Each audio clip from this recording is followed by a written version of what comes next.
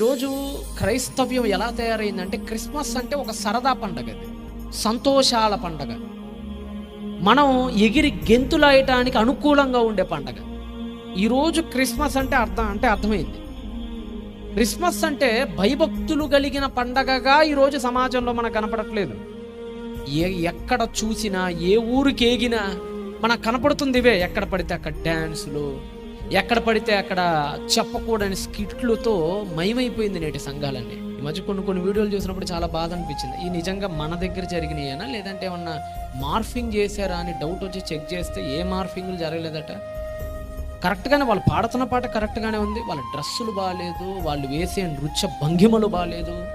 పాట ఆపేసి వాళ్ళ ఎగురుడిని గనక మనం చూస్తే కొన్నిసార్లు అయితే ఐటెం సాంగ్లకు తీసిపోనట్టుగా ఉంటాయండి.